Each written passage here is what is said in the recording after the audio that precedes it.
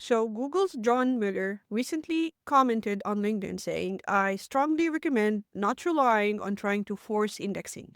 It does not make sense for any reasonably large site. Use the existing mechanisms, use Merchant Center if you're selling products. So this comment was in a reply to another comment for someone who was asking for an increase in the daily request indexing quota and that the current 10 requests limit is very restrictive for e-commerce sites managing thousands of products. John does not recommend using this as a strategy. This feature is good for one-time off situations, and that's what Glenn Gabe also said. So Glenn said forcing indexing via request indexing in Google Search Console is not the way. That's for one-off situations where you need a page re-indexed quickly. Just a pause here, re-indexed, assuming it was indexed before, or if it's a new page and you want it picked up quickly as well. And then he goes on saying improving quality over time is the way to make sure more of your content gets scrolled and indexed quickly. So make sure your website has good content because a lot of times the problem is actually the quality of your website. And then he says Google systems can adjust over time as it evaluates quality across your site. You can see that happen when broad core updates roll out. So basically, this is for one-time off situations. Don't use this feature as a strategy, everyday thing you do.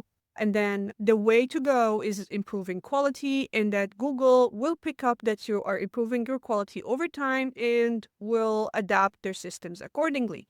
This is not something you should expect to happen overnight, especially if you have a large website. And I agree with this. So there are two situations where you should be using, or it's okay to use request indexing feature in Google Search Console, and then there where you shouldn't use it and you should seek alternatives.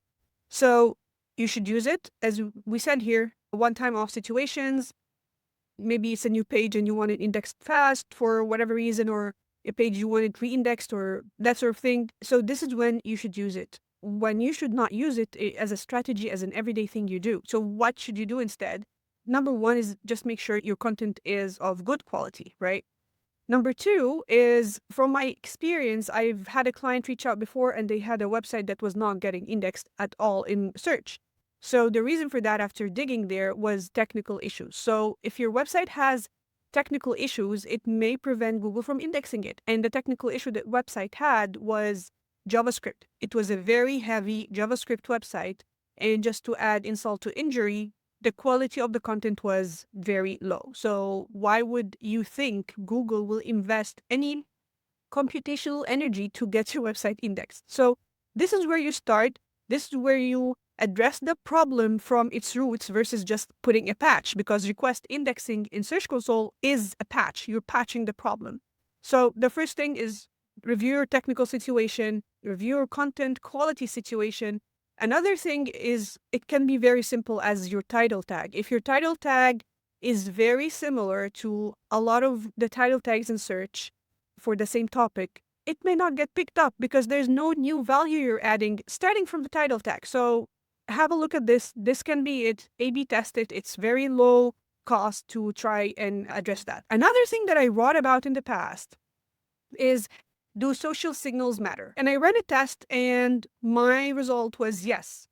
But then I also quoted John Mueller in a quote in 2022, where he said in Google SEO office hours, when an SEO was asking about indexation issues his website was facing, and John replied with few suggestions. And one of them was check the technical side of things, as we just mentioned.